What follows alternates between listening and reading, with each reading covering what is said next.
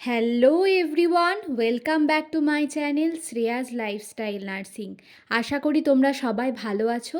তো আজকে তোমাদের জন্য যে ভিডিওটা আমি দিচ্ছি, আশা করি এই ভিডিওটা কিন্তু অনেকের হেল্প করবে। কেননা দেখো, 2025-এ তো তোমরা এএনএম জিএনএম এন্ট্রান্সের জন্য অনেকেই প্রিপারেশান নিচ্ছ, কিন্তু তোমাদের মধ্যে এখন একটা কনফিউশন চলছে যে আমার জন্য কোনটা বেস্ট হবে, মানে আমি এএনএম করব না জিএনএম করব না বিএসসি করব। তো এই নিয়ে কিন্তু অনেকের অনেক কনফিউশন রয়েছে। আর এরকম অনেক স্টুডেন্টও রয়েছে যারা 2025-এ এক্সাম দেবে, কিন্তু তাদের কিন্তু সঠিক করে যে গাইড করে দেবে তাদেরকে, এরকম কিন্তু কেউ তাদের নেই। সেই মুহূর্তে দাঁড়িয়ে তোমরা যদি একটা ভালো ডিসিশন নেওয়ার জন্য গাইড পাও, তো আশা করি সেটা তোমাদের অনেকটাই হেল্প করবে এবং তোমরাও চুজ করতে পারবে যে তোমাদের জন্য কোন অপশনটা বেস্ট। তো দেখো, এই যে গাইডের ব্যাপারটা আমি তোমাদেরকে কেন বললাম, কারণ আমি যখন ট্রেনিংয়ে যাই তখন কিন্তু আমারও ঠিক তোমাদের মতোই সিচুয়েশানে পড়তে হয়েছিল। আমারও তখন গাইড করার মতো কেউ ছিল না। তো আমি জানি যে কতটা প্রবলেম হয়। কোনো একজন যদি, মানে কেউ থাকলো চেনা জানা এরকম কোনো পার্সন যে তোমাকে গাইড করে দিল যে না তুই এই দিকে যা, ওই দিকে যাস না, ওই দিকটা ভালো হবে না তোর জন্য, তো এটা যে তোমাকে বলে দেয় তাহলে তার থেকে কিন্তু ভালো কিছু আর হয় না। তো এই মুহূর্তে দাঁড়িয়ে তোমাদের যেহেতু অনেকের অনেক কনফিউশন রয়েছে যে তোমরা কোনটা করবে, এএনএম করবে, জিএনএম করবে না বিএসসি করবে, তো তাই ভাবলাম একটা সেপারেট ভিডিও করে তোমাদের এই সকলের যে ডাউটটা সেটা কিন্তু ক্লিয়ার করে দিই। যেহেতু আজকের ভিডিওটা তোমাদেরকে দিচ্ছি এই কারণেই, কারণ অনেকেই অনেক কিছু জানে না, তো ট্রেনিংয়ে ঢুকে গেল হয়তো, তো তারপরে গিয়ে হয়তো জানতে পারলো এরকম কিছু কথা, তো তারপরে হয়তো সে ভাবছে যে না আমার হয়তো এই কোর্সটায় আসা উচিত হয়নি, আমি হয়তো অন্য কোর্স করলে পারতাম। তো সেই জন্যই বলছি, যেই কোর্সটাই তোমরা করবে, সেটা এএনএম হোক, জিএনএম হোক বা বিএসসি হোক বা অন্যান্য যে কোনো আদার্স কোনো কোর্স হোক, তো তার আগে কিন্তু সঠিক ইনফরমেশান নিয়ে তারপরে সেই কোর্সে যাবে। তো আশা করি আজকে তোমাদেরকে যে ইনফরমেশানগুলো দেব, যারাই যে কোর্সটা করো না কেন সকলের জন্যই কিন্তু হেল্পফুল হবে। আজকের ভিডিওটা কিন্তু একটু লেন্দি হবে, ভিডিওটা কিন্তু পুরোটা দেখো, স্কিপ না করে। আশা করি ইনফরমেশান কিন্তু অনেকগুলো তোমরা পেয়ে যাবে। তো ভিডিওটা শুরু করার আগে আরও কিছু কথা তোমাদেরকে বলি। তো দেখো, আমি তোমাদেরকে যে ভিডিওটা দিচ্ছি, একটা ভিডিও করতে গেলেও তো সেই ভিডিওটা করতে হয়, তারপর এডিট করতে হয়, তারপর কিন্তু সেই ভিডিওটাকে আপলোড করতে হয়। তো আমি কখনোই চাইবো না যে এতটা স্ট্রাগল করার পর তোমাদেরকে যখন ভিডিওগুলো আমি দিচ্ছি সেই ভিডিওর নিচে কোনো খারাপ কমেন্ট আসুক। তো যার মনে হবে যে ভিডিওটা খুব হেল্পফুল, সেখান থেকে তোমরা ইনফরমেশান নিও, কিন্তু প্লিজ কেউ খারাপ কমেন্ট করো না। তো কেননা এতটা স্ট্রাগল করার পর তোমাদেরকে ভিডিওগুলো দিই, তো আমি কখনোই চাইবো না যে সেই ভিডিওটা খুললে সেখানে আমি কোনো খারাপ কমেন্ট পড়ি। তো যাই হোক, অনেক কথা বললাম, তো চলো এবার মেন যে টপিকটাই সেটাতে আসা যাক, যে 2025-এ তোমার জন্য কোনটা বেস্ট হবে। তো দেখো, প্রথমেই বলে দিই, তোমরা যারা উচ্চ মাধ্যমিক দেওয়ার পর ভাবছো যে তোমরা নার্সিং লাইনে আসবে, তারা কিন্তু এএনএম জিএনএম বিএসসি যে কোনো অপশনটাই চুজ করতে পারো। তো আমি বলবো যে যারা হচ্ছে যে 2025-এ একদম হচ্ছে এইচএস পাস করেছো, বা হচ্ছে 2024-এ তোমরা হচ্ছে যারা যে সমস্ত ক্যান্ডিডেট হচ্ছে এইচএস পাস করেছো এবং যাদের হাতে এখন সময় রয়েছে, যাদের বয়সটা হচ্ছে অল্প, আর যারা হচ্ছে মেনলি সায়েন্সের স্টুডেন্ট, তাদেরকে আমি বলবো আগে ট্রাই করো বিএসসিটা করার।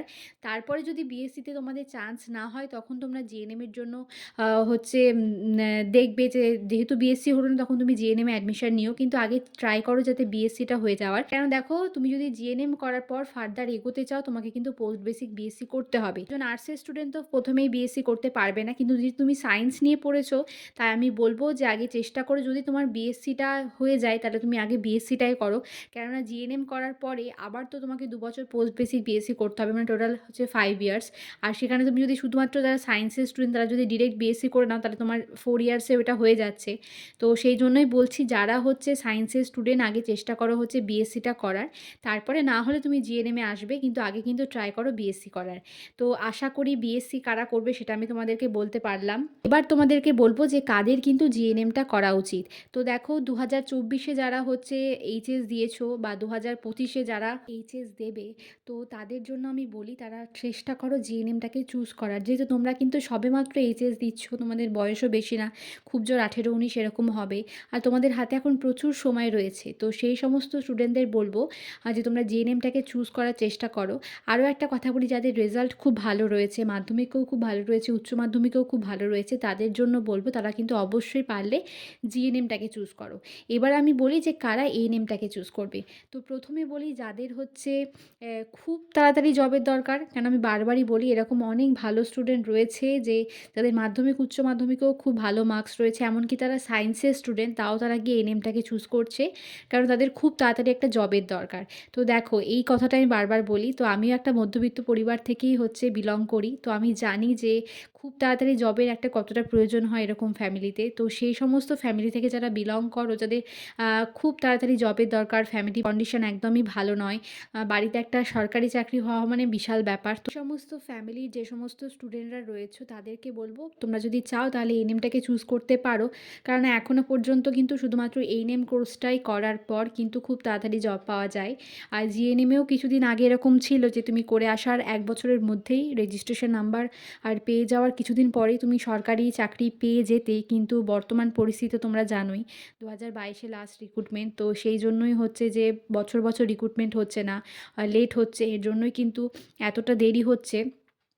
তো যাই হোক, তুমি গভর্নমেন্ট জব পাবে, কিন্তু তার জন্য একটু ধৈর্য ধরতে হবে, অপেক্ষা করতে হবে। তো সেই সময়টা যার হাতে থাকবে, সেই ধৈর্যটা যে ধরতে পারবে সে কিন্তু অবশ্যই জিএনএমটাকে চুজ করো।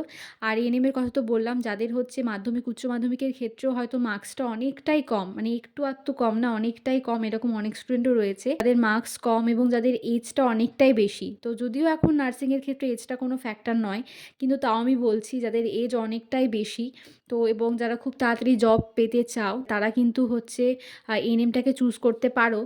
আর জিএনএমের কথা তোমাদেরকে বললাম, আর বিএসসি কারা করবে সেটাও তোমাদেরকে বললাম। তো দেখো আমি তোমাদেরকে বলি, এবার অনেকেই প্রশ্ন করতে পারো এই বিষয়ে যে তুমি তো জিএনএম করেছো, মানে একজন কিছুদিন আগে কমেন্ট করেছিল যে আমি জিএনএম করার পরেও কেন জিএনএমটাকে ছোট করি।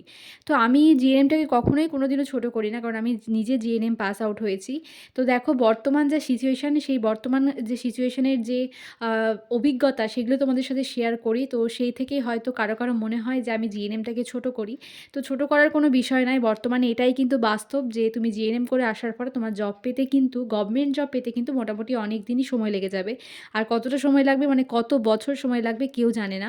আর এতটা বাস্তব বলেই হয়তো তোমাদের মনে হয় যে আমি জিএনএমটাকে ছোট করছি, কিন্তু আমি কখনোই আমার যে প্রফেশন সেটাকে আমি ছোট করব না, কারণ আমি নিজে সেটা করে এসেছি। তো সেই বাস্তব কথাগুলো বলেই তোমাদের কিন্তু এরকম হয়তো মনে হয় কারো কারো। তো আশা করি আজকের ভিডিওতে তোমাদেরকে আমি যা যা ইনফরমেশান দিলাম তা কিন্তু অনেকের অনেকটা হেল্প করবে। আর এছাড়াও অনেকে কমেন্ট করছিল যে দিদি আমার জন্য কোনটা বেস্ট হবে, আমার বয়স এত, তুমি একটু বলে দাও। আমি জানি অনেকেরই গাইড করার মতো কেউ থাকে না, তো সেই থেকেই ভাবলাম তোমাদেরকে, যেহেতু আমি জিএনএম পাস আউট হয়েছি, একটু হলেও আমার নলেজ রয়েছে এই লাইনের দিকে, তাই সেই থেকেই তোমাদেরকে এই ভিডিওগুলো কিন্তু আমি দিচ্ছি এবং আশা করি ভিডিওটা তোমাদের কিন্তু অনেকটা হেল্প করবে। তো যদি ভিডিওটা ভালো লেগে থাকে একটি লাইক অবশ্যই করে দিও। আর তোমার বন্ধু বান্ধবী যারা 2025-এ ট্রেনিং করবে বা এরকম ভাবছে যে আমি কোনটা করব, সে হয়তো ভেবে উঠতে পারছে না, তো তাদের উদ্দেশ্যে বলবো যে তোমরা যারা ভিডিও দেখছো, এরকম যদি তোমার কেউ চেনা পরিচিত থাকে তাদের মধ্যে পারলে ভিডিওটা প্রচুর প্রচুর শেয়ার করে দিও। আর আমার চ্যানেলে যারা নতুন এখনও সাবস্ক্রাইব করোনি, সাবস্ক্রাইব করে আমার চ্যানেল পাশে থেকো। নেক্সট কোন টপিকের ওপর ভিডিও চাও সেটা তোমরা আমাকে কমেন্ট করো। আর অন্য কোনো কিছু জানার থাকে বা কোনো ইনফরমেশান জানার থাকে সেটাও তোমরা আমাকে কমেন্টে জিজ্ঞাসা করতে পারো, আমি চেষ্টা করব তোমাদের কমেন্টের রিপ্লাই দেওয়ার। খুব শীঘ্রই দেখা হবে তোমাদের সাথে পরের কোনো ভিডিওতে। সবাই খুব ভালো থেকো, সুস্থ থেকো, সাবধানে থেকো।